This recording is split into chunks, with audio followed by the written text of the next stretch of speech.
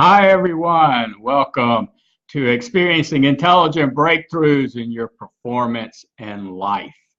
My name is Raj Gavurla, and today I want to talk with you about my paragon model, which sometimes I refer to as the forward performance pyramid or winning mental pyramid or winning forward performance pyramid.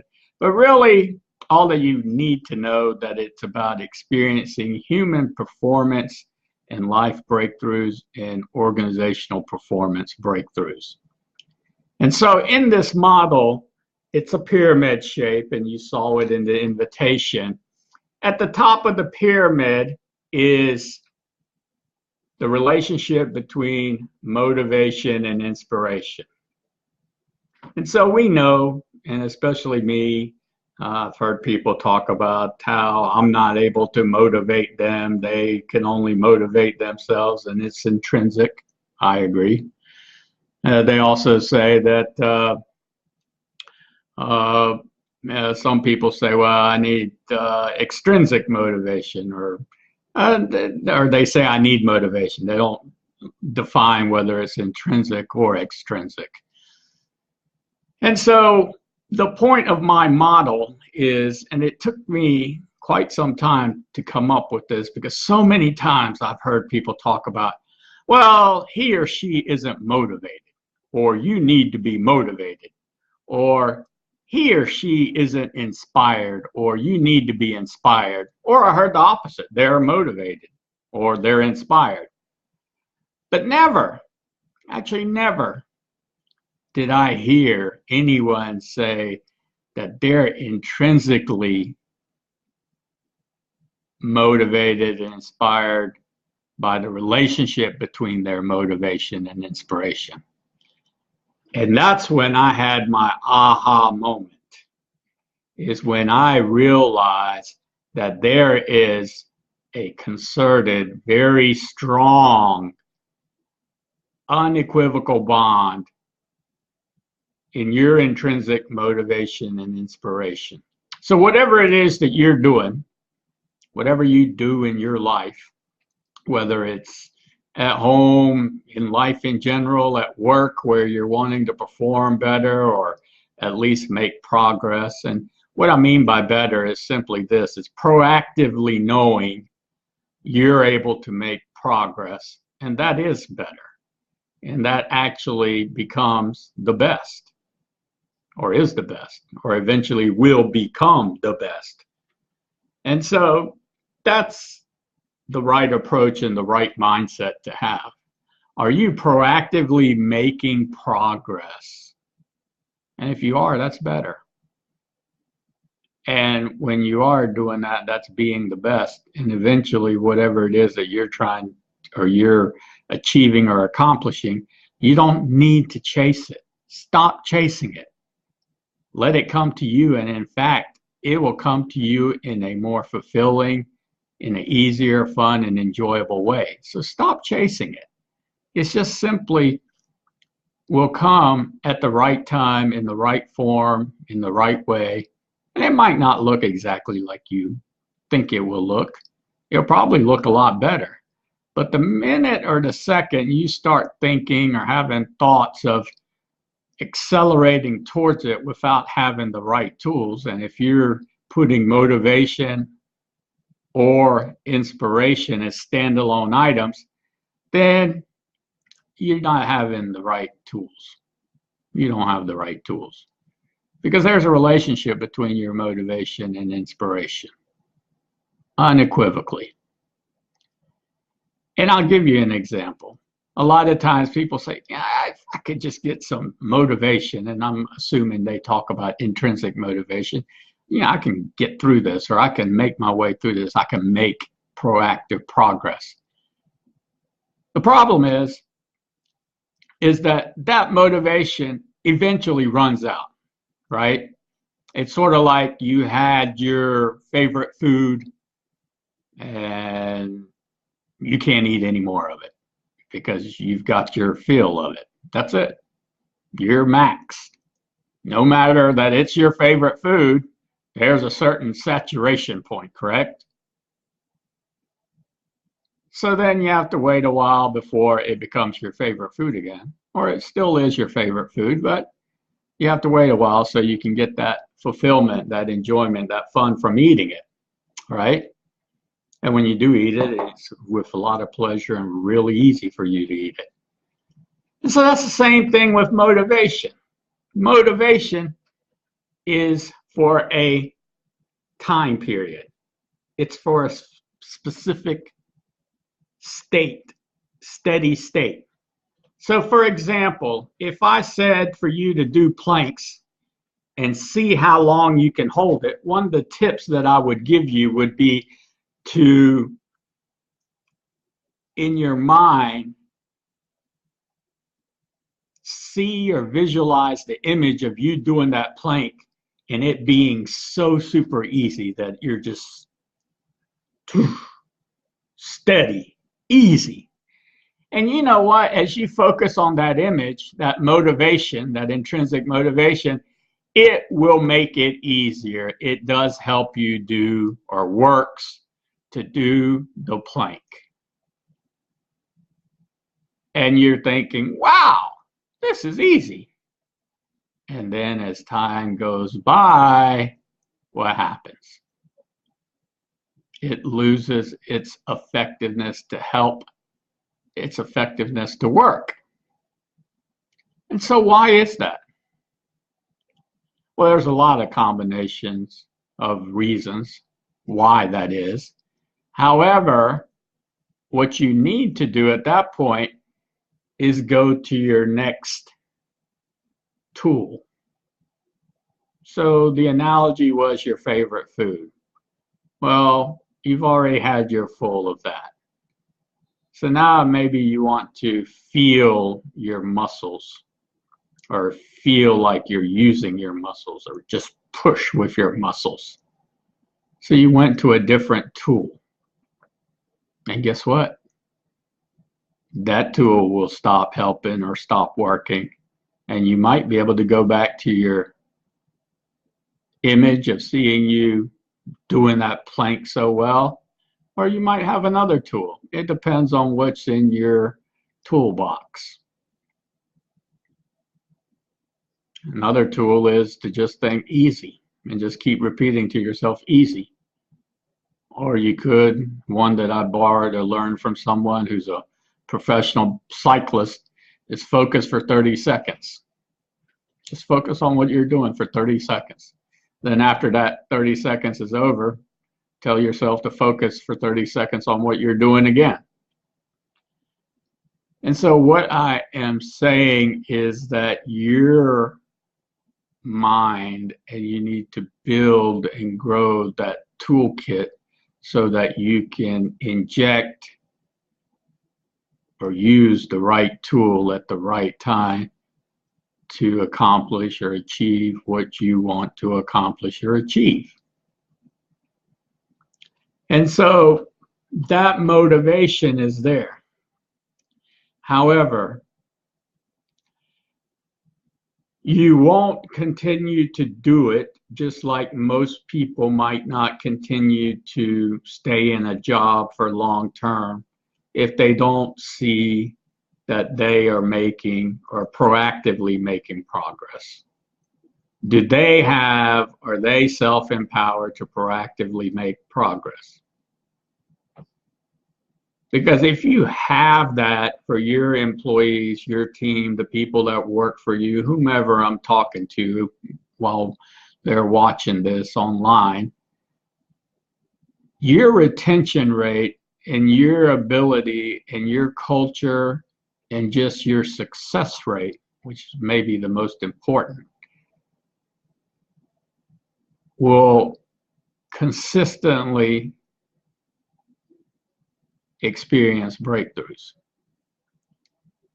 Now, the part of inspiration is it's what gives you the staying power. It's what's inspiring you. And inspiration is very unique to a lot of individuals, so I won't even give you what I think is inspiring to you because it's so unique. Something that's inspiring to me may be the equivalent of a bunch of junk to you, or vice versa. Or it has just literally no meaning to you, whatever it may be. And so inspiration can come in lots of forms. So many forms. One is spiritual, but not everyone's spiritual. One is just other items, other ways of looking at things, whether one sees the glass half full or one sees it half empty, or one sees that, hey, I can make it overflow. I don't know. But you need something that's inspiring you. And I would recommend it being something that's taking you to a positive state, to a greater state, to where when you accomplish that, you're going to feel a sense of fulfillment, very satisfied, just ingratiated at, wow, your ability to accomplish that one thing that maybe you thought you wouldn't be able to do. Now you've, through diligent skill, grew skill and your beliefs. And then you really know, and you feel those endorphins, that rush of knowing that you proactively are making progress. And when you're proactively making progress, it's infinite. So I want you to pay attention to exactly that. What is your intrinsic relationship between your motivation and inspiration? It might look like I'm at work being a executive, I'm at work being a manager, I'm at work being a team lead, whatever it is, or I'm at work doing whatever you do, selling, whatever you do. And it looks like from the outside when I observe or when someone observes that you're doing that role and those responsibilities. But there better be not only the intrinsic motivation, but the relationship between that motivation and inspiration. And that inspiration is what's creating the greater outcome, the outcome that's just wow, whatever it may be. It can be so many things. Now, I will give you an example, though, of my intrinsic relationship between motivation and inspiration. For me, one of the things that I love to see and why I titled this Experiencing Intelligent Breakthroughs in Your Performance in Life is I love to see when something difficult has become easier for somebody through my little helping them to do it or working with them so that they can do it. And when they learn how to learn and apply the learning and they're able to do it on their own, I'm able to I receive just the biggest rush, just seeing them in that state of, wow, something I couldn't do before. And objectively, you could have had 20 people look at me and tell you, he's not able to do that.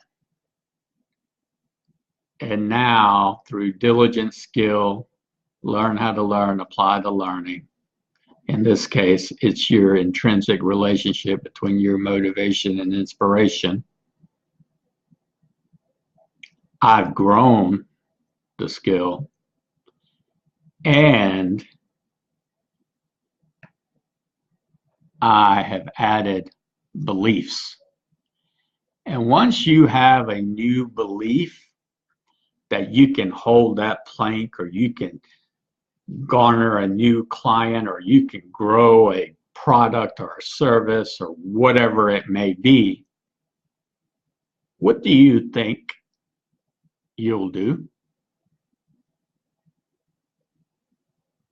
naturally.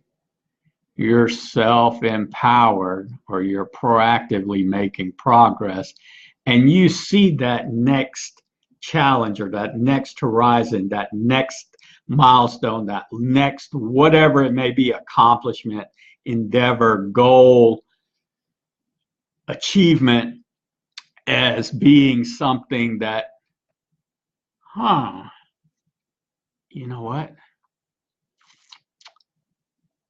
I want to diligently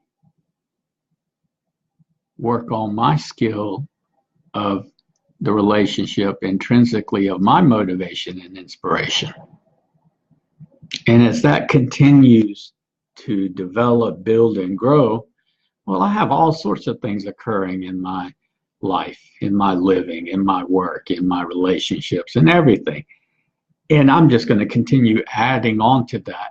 And when you continue adding on to that, that's when you'll have or do energy without having to force the energy. Instead of you trying to get the energy,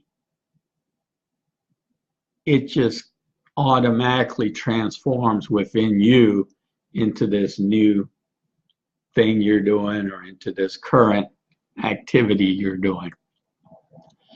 So what is your intrinsic motivation and inspiration, that relationship? I can give you a lot of examples of that for me. One is, at one time, I wanted to take a course, and for whatever reason, my boss didn't want me to take it, or if I took it, he wasn't going to pay for it. But I knew that I needed to learn this information to position myself better. So I went ahead and paid for it. And I wasn't going to do it until my brother-in-law told me, he asked me, why do you let your boss tell you what you can learn? And I thought about that. It's my time, my money. I can do what I want to do. And of course, investing in education and learning and applying that learning especially is always a worthy investment. So I did it. Another one was that I, during exercising, had to really understand what it is that the doctor was trying to do. So the doctor is controlling symptoms. So what's causing the symptom? Well, the doctor could tell me to some extent, and sometimes very specifically. However, what I learned is to work on the mental skills, the mental performance skills, so that I could have the cognitive tools, the thinking tools, in order to make it a non-maintenance type of activity for me. And the way that I did that is by diligently applying that tool and being able to feel that I'm proactively making progress. And for some conditions, for years, I wasn't. However, by always learning how to learn and applying the learning, I learned different tools and different techniques, and that made all the difference. So I was able to receive the doctor's help so that I could make it work. Because sometimes the doctor's help doesn't necessarily make it work, it just helps it. And then sometimes the doctor's help does the work as well, and it does the whole thing, which is what I really like. And so that is what I want to emphasize today, is for you to really understand this concept and tool as part of my paragon model to transform your performance. And when I say transform performance, I'm looking at performance as purely energy. Energy transforms from one form to the other. It's conserved. There's no way you can diminish it. There's no way you can extract it. It just transforms in different ways. And so knowing your intrinsic relationship between your motivation and inspiration will give you a tool that you can use right away. Because the minute or the second someone says they need motivation, or they need to be inspired, I want you to think about what they're really saying.